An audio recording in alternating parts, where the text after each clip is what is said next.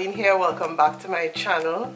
Today we're going to discuss the things I will and will not buy. Yeah, it's a kind of anti-haul per se, but not quite.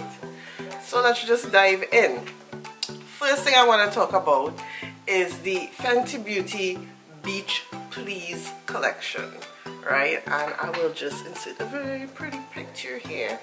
Now, summer is coming up. Now, in the Caribbean, it's perpetually summer. I mean, we just have dry season and rainy season, but for the most part, it's just friggin' hot. So it's like summer all year round for us here in the Caribbean. But Rihanna has released what I think is her summer collection called Beach Please, which is a cute play on words. And I really could see Rihanna, you know, her attitude there. Like, I could see her telling somebody not beach, but you know what I mean. So this collection basically consists of 2 body lavas, which I think she released very early on, that are completely sold out. You can't get it either on her website or Sephora anymore. I think the only thing left over from that first release is the Fairy Bomb Glitter Pom Pom, and honestly I think that it's an unnecessary want. The rest of the collection, the second part of the collection she released, is basically I know she has 2-in-1 liquid shadows which look really pretty, and then there are 2 3 gloss lip kits, some pretty colors, some quite impractical colors that I can't see myself personally rocking. And then there are 3 split pan highlighters. Now the split pan highlighters look really nice. Again, there's some really impractical colors. When I say impractical, they're not safe. Not for the ordinary person like you or I. I mean, you had to be a complete rock star to just rock those every day. The one that really piqued my interest is Mimosa Sunrise, I think so. It's the pink and orange one. I'll insert a picture here. It's really pretty, but I mean, even as an eyeshadow, it's a bit impractical. So, question, am I gonna get it? Chances are no. Apart from it being a little on the impractical side in terms of this the color scheme, even though I appreciate the color scheme, is the price tag. Like, the body lavas were like 60 US, and I paying 60 US still look greasy. Okay, the next item I'm going to talk about is the Benefit Cosmetics Soft Blur Foundation. Forgive me if I'm looking down, I have my little notes written down. Now this new foundation that's being released only has 12 shades and retails for 29 US. Now it's kind of on the lower end of the spectrum in terms of high-end foundations, but again, I really do have an issue with there only being 12 shades being released. I think in terms of a new release foundation, Fenty has set the benchmark in terms of, you know what I guess would be a better shade range to release. Fenty released 40 shades off the cuff. CoverGirl for the True Matte Blend Foundation has also released 40 shades. And now Colourpop with the No Filter Foundation has released 42 shades. So, and Benefit is not really known for having good complexion products for people of color. I have tried out some of their complexion products and it was a complete bust. So for me, this is a complete pass. Now, next item I want to talk about is the Tarte Flower Power collection.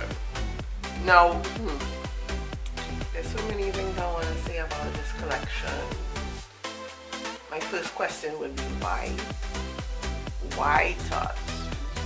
I mean, I'll insert a picture for you here, and I I don't know, for me personally, I am a bit tired and over the unicorns, the mermaids, the rainbows, and the fairies. I'm over it. Now, I could understand that the older one gets, like for me, the older I get, certain things will no longer appeal to me, you know, and I could understand with this collection here, Tarte is obviously trying to appeal to a much younger demographic than myself. Clearly in the, I would say, 8 to 14-year-old bracket, but I'm like, what 8-year-old doing with high-end makeup? Because Tarte is essentially high-end makeup. But anyhow, on a side, honestly thinking, this is my opinion, I think this collection looks very childish. It's very impractical. Coachella has passed Tarte. You should, if you wanted to really catch that young vibe crowd, you should have released this before Coachella, just saying.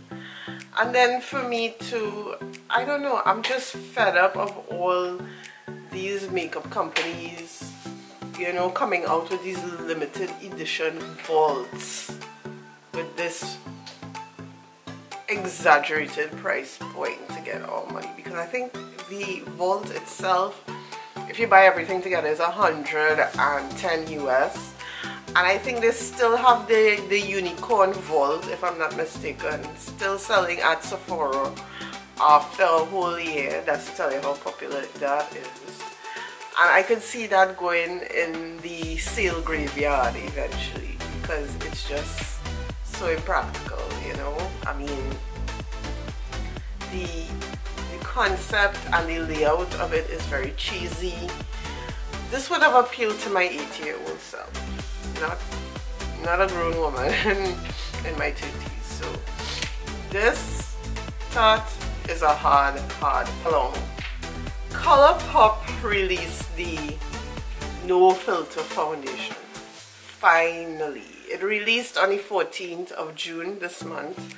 I don't know when this video is coming up, but I ordered the foundation and the loose banana powder, so be on the lookout for that review. You know, I have to do my Caribbean wear test, because you know, I have my people asking, can it handle our heat, can it handle that jamming, right?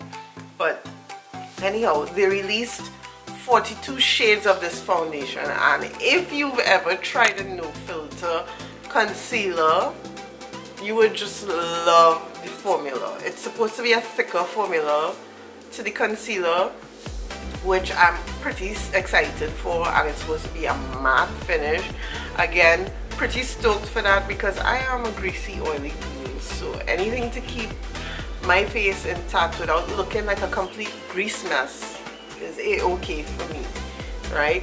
The foundations retail for $12, which again, I'm happy about the price point, because again, if I can get something for bang for my buck, I'm all on board for that. It also comes with 3 shades of the loose powder. There is a translucent, a banana, and I think a brown powder. So I think they're trying to cover like all the complexion products pretty decently. I think they do a pretty decent job at it. And they also have 6 compacts with the pressed powder. I really am not too keen on it.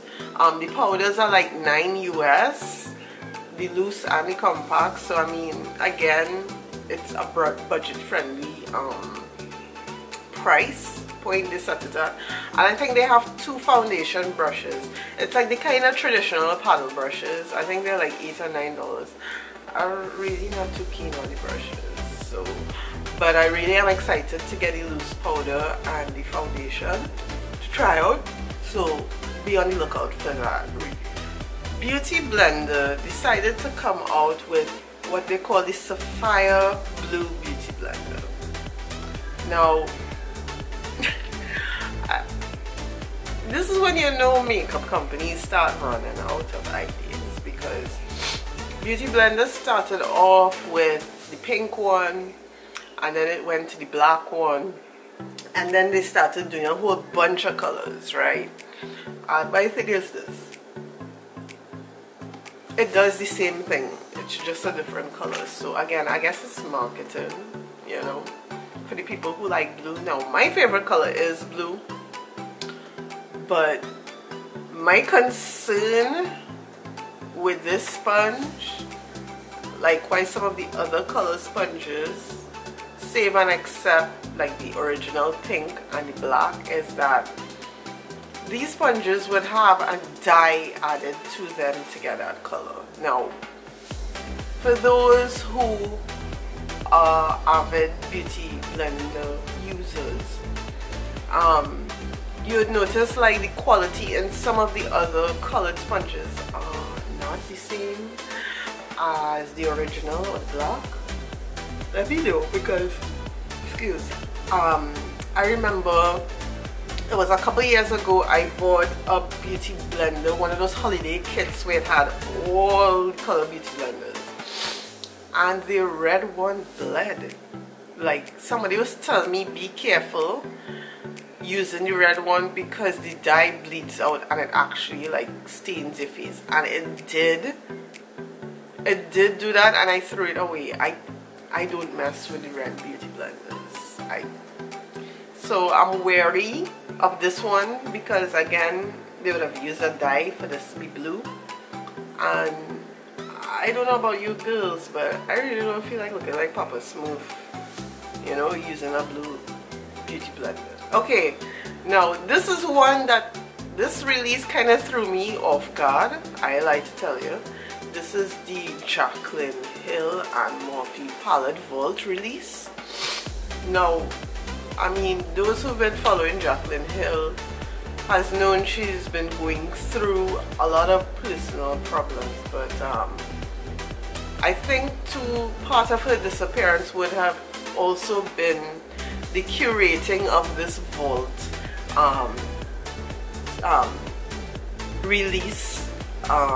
She said that these are all the shades that didn't make the first cut in her Jaclyn Hill palette. Now, when the Jaclyn Hill palette released, it honestly speaking didn't jiggle my balls, so I did not get it.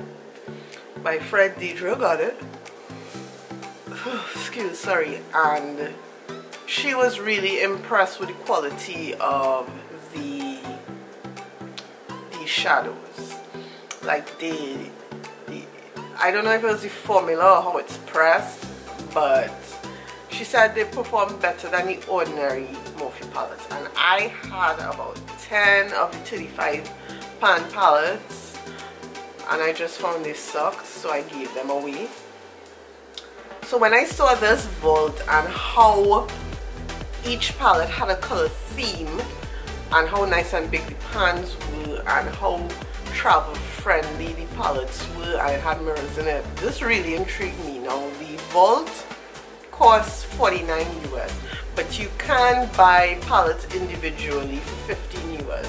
So if you don't want to buy the vault, which I understand, you can get the palette that appeals to you the most. I personally, I want to get this palette vault. I want to get the vault because I like to tell you, like, the colors in there really called out to me, and they said that it's the same quality as her Jaclyn Hill palette, and my friend heavily endorsed it. So yeah, so I will definitely pick up the Morphe palette, the Morphe and Jaclyn Hill palette. My only concern is Morphe is a Californian brand, so they most likely will set their release time to be Pacific time. So I have to put some kind of alarm on my phone, because I will be Eastern time. Yeah, Eastern time. So I have to try and figure that one out.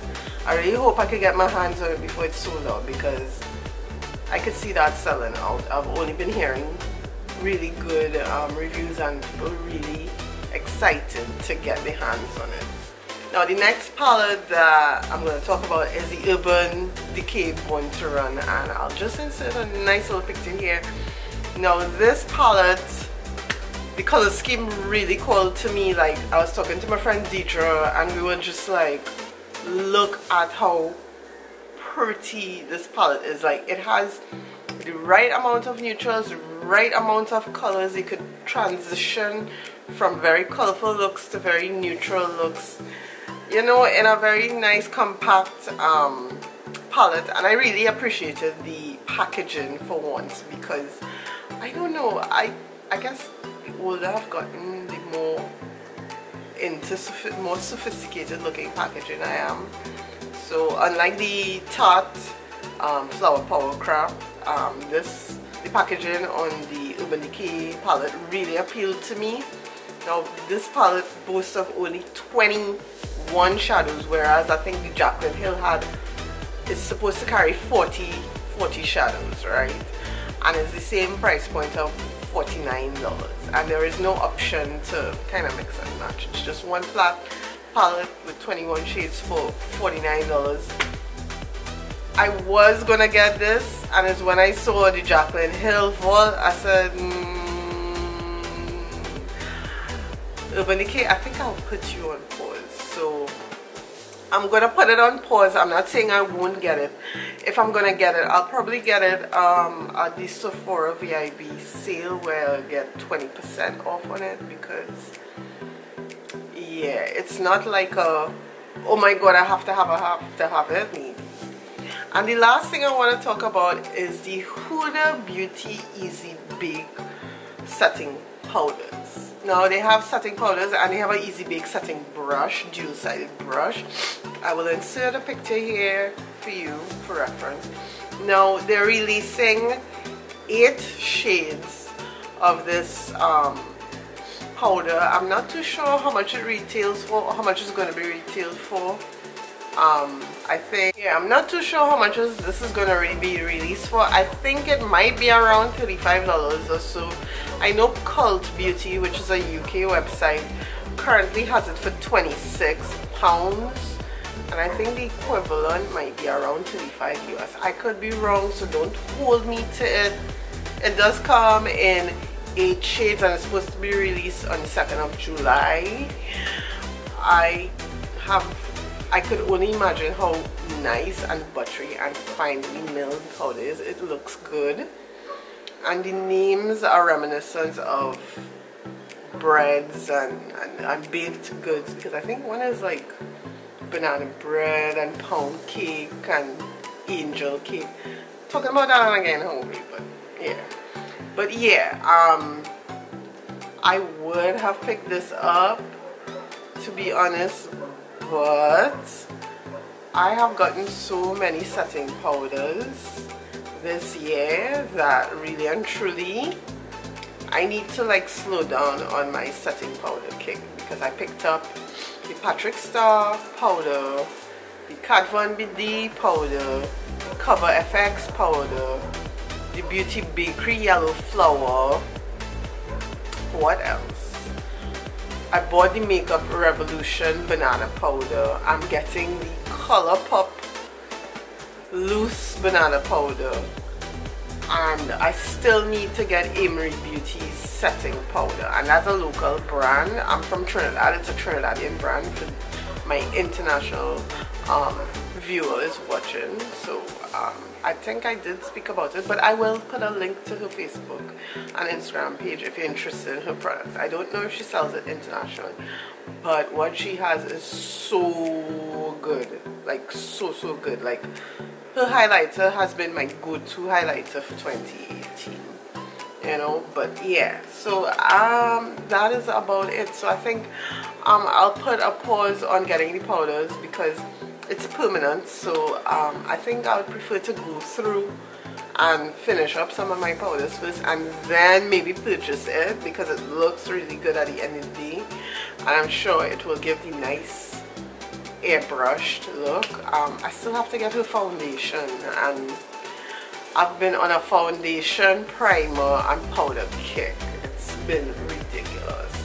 So yeah, debt to society later. I think that is about it for my will I buy it video. Tell me in the comments below what products you've been eyeing and if you would buy what I've mentioned, or even mention to me items that I didn't speak about in this video in the comments below, and tell me if you're going to buy it or not and why, you know. Thanks for watching. Please to be sure to give this a thumbs up and subscribe, and until next time, bye.